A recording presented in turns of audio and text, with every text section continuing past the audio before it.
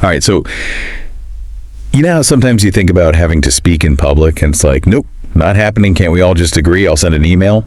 Yeah, we've all been there, right? That feeling is totally normal. But what if we could actually kind of maybe enjoy giving presentations? That's what we're diving into today. How to go from help, I'm melting to bring on the microphone. That's good. We've got a really interesting mix of sources today to help us out with this, a guide called Dealing with Speech Anxiety, a Stanford Business School lecture, Thinking Fast, Talk Smart. That name always makes me think of like a superhero power. Right. And then some really practical stuff from Mike Acker's book, Speak with No Fear. So kind of like academic research meets real world advice. Should be good. Yeah, and it's really interesting how a lot of the usual advice, it's like they skip over why we even get nervous in the first place. But these sources, they actually go there, which I think is super important if you really want to break free from those nerves. Totally. Like we've all heard that whole imagine the audience in their underwear thing, which I don't know about you, but that just makes me more awkward. Yeah, not exactly a foolproof plan. Right. But Mike Acker, he had this whole concept that really clicked with me. He's all about how those like totally cringy speaking moments we've all had, you know, like that one presentation in high school. Well, yeah, we've all got those stories. Those things can really stick with us and like feed our anxiety even years later. It's so true, and he actually calls it uncovering and cleaning the wound, which I think is just it's such a powerful way to think about it. Like, you can't just ignore those past experiences and pretend they didn't happen. They can really hold us back if we let them, so it's about actively working to clean those wounds so they no longer have that power over us. Okay, so I'm intrigued, but also slightly terrified. What does cleaning those wounds actually look like? Are we talking like aromatherapy, maybe some soothing whale sounds? Well, not quite, though I wouldn't say no to some calming background music. Right. Always a good idea. But no, Acker suggests a few different approaches for this. One that really resonated with me is the idea of repurposing the pain. Basically, it's about taking those past experiences, those presentations that maybe didn't go as planned, and instead of letting them haunt us forever, we can actually choose to see them as like opportunities for growth. So instead of that one disastrous high school speech defining your entire public speaking career, you look at what you learned from it and how you can use that experience to become a better speaker. Precisely. It's shifting the perspective from, oh my gosh, I messed up so badly, to, okay, that was rough, but it taught me something valuable that I can use moving forward. And when you can view those past experiences through that lens of growth, suddenly they don't have the same power to hold you back anymore. That makes a lot of sense, actually. It's kind of like turning those negative memories into like fuel for future success instead of letting them just sit there being these big scary monsters in your mind. Exactly. That's brilliant. But what about those moments like right before you have to speak, when those nerves start to creep in? How do we handle those? Well, that's where the Thinking Fast, Talk Smart lecture comes in really handy. The speaker, Matt, he talks a lot about shifting your perspective from performance to conversation. So instead of seeing it as this big formal presentation, you're just having a conversation with, you know, a slightly larger group of people than usual. Exactly. And Acker actually echoes this idea in his book too. Like, he really emphasizes the importance of just being yourself, embracing your authentic self. He even uses the example of stand-up comedians. Okay, stand-up comedians and public speaking, those aren't two things I would normally put together. I know, right? But think about it. Stand-up comedians are successful because they're relatable. They're not afraid to be themselves, to show their quirks, you know, to make fun of themselves even. Yeah, true. They really put themselves out there. Yeah. And Acker's point is that those imperfections, those little quirks, they can actually make you more engaging as a speaker because it makes you more human. So it's not about being this perfectly polished, super serious presenter. It's about connecting with your audience in a way that feels genuine and authentic. Exactly. And that's where some of the more tactical tips from the Stanford lecture come in. Ooh, tactical tips. Now we're talking my language. Hit me with those. Tactical tips, all right. Lay them on me. I'm ready. So one that really stuck with me from the Stanford lecture was this idea of using questions to engage the audience right off the bat. Like, remember how Matt actually started his whole lecture with a question? Oh, yeah. That was fun. The whole count the F thing. Everyone was like instantly sucked in. Exactly. It was brilliant, right? He created this instant sense of interaction, this feeling that we were all in on something together, which totally transformed the dynamic from like passive listening to active engagement. That's so smart. Okay, and I remember he also talked about like ditching this stiff formal language. Instead of saying one must consider, it's more like this is something we should all care about. Yes, it's about using language that's inclusive and inviting, making the audience feel like they're part of the conversation, not just, listening to a lecture.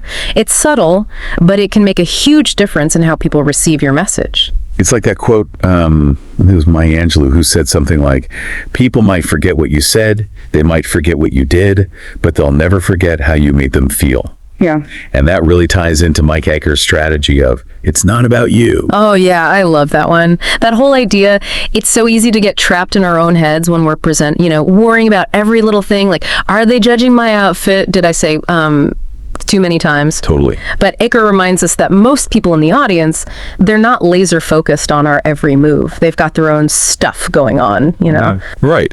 It's like when you wake up in the morning, are you immediately thinking about that big presentation you have to give? Or are you more like, coffee? I need coffee now. Exactly. We're all human. We've all got our own inner monologues happening. And most of the time, those inner monologues don't revolve around judging someone else's presentation skills.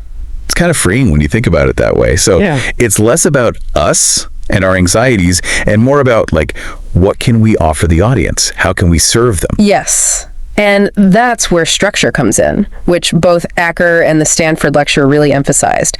Having a solid structure for your presentation, it's crucial. It's like without structure, it's just you kind of, wandering around hoping for the best. But with a good structure, it's like having a roadmap, a sense of direction. Exactly. And that sense of direction, it reduces anxiety because it gives you a feeling of control, predictability. You're not up there panicking about what you're going to say next because you've got that framework to guide you. It's like a safety net. So what kind of structures are we talking about here? What's the magic formula? Well, Matt actually presented two really useful structures in his lecture. The first one was the classic problem, opportunity, solution, benefit structure. Okay, yeah, I've heard that one. That's good for like persuasive speeches, right? Yes. It's super effective for framing an issue in a way that really connects with your audience because you're speaking directly to their needs, their desires. You start by presenting a problem or an opportunity, then you offer your solution, and then you highlight the benefits. It's a classic storytelling technique that works like a charm. Yeah, it makes total sense. So what was the other structure you talked about? Okay, yeah, it's like you're giving your audience this perfectly assembled gift instead of just like a box of random puzzle pieces. That's a great analogy. And the second structure you talked about, it's called what? So what? Now what? It's super versatile. You can use it for Q&A sessions, introductions, really anything where you're presenting information and you want to make sure it's clear and easy to follow. So it's like, here's the information, here's why it matters to you, and here's what we're going to do about it. You got it. It's about taking potentially complex information and breaking it down into manageable chunks that the audience can digest. I love it. All these structures, they really give you that sense of, okay, I know what I'm doing, which has got to help with those pre-presentation jitters right away. Oh, absolutely. Because when you're not up there stressing about what's coming next, you're more present, more able to connect with your audience, and maybe even enjoy yourself a little. It's like finding that flow state, where you're so in the zone, nothing else even matters. Exactly. And it's in those moments that the practical techniques from that guide, that dealing with speech anxiety guide, they come in really handy. Like they actually recommend a quick physical warm-up before you speak. Wait, really?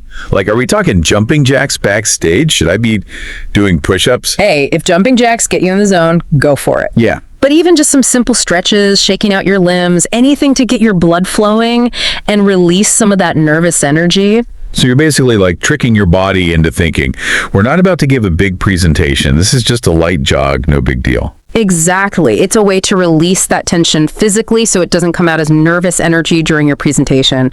And then they also talk about the importance of breath work. Just that slow, controlled inhale, hold, exhale. Yeah. Breath work is huge. I've definitely heard that can be super calming. It really is. It helps to regulate your heart rate, brings your focus to the present moment. So instead of getting caught up in all those what if scenarios in your head. Oh, tell me about it. My brain loves a good what if spiral. It helps you stay grounded right here, right now. That's so important. Okay, so we've got our physical warm-up, our breath work, our trusty structures. Anything else we can do to prepare for those pre-presentation jitters? Well, this one might seem obvious, but both Acker and the Stanford lecture, they both emphasize the importance of practice. Makes sense. You wouldn't run a marathon without, actually running some miles beforehand, right? Exactly. The more you practice, the more comfortable and confident you'll become. Like anything else, it gets easier with repetition. Okay, so to recap, we've covered a lot of ground today. We started with addressing the root cause of speech anxiety, reframing those past experiences. We talked about shifting our perspective from performance to conversation, and we even armed ourselves with some practical techniques like those physical warm-ups, the breath work, and of course those super handy structures. And don't forget, being ourselves, like actually letting our personality shine through and remembering that it's about connecting with our audience in an authentic way, offering them something of value. Yes, so important. But you know what? All this knowledge, it's great, but it's the doing that really matters. So what's one small step, just one, that our listeners can take today to start putting these strategies into practice? Maybe it's recording yourself giving a presentation, just to get used to hearing your own voice, or practicing your pitch in the mirror, or even just striking up a conversation with someone new just to get comfortable with the whole, talking to humans thing. Love it. Because every journey, it starts with that first step. Absolutely. So go ahead, take that first step. You might be surprised where it leads you. And hey, you might even discover that you sorta enjoy this whole public speaking thing. There you go. Now go forth and speak your truth, everyone. We believe in you.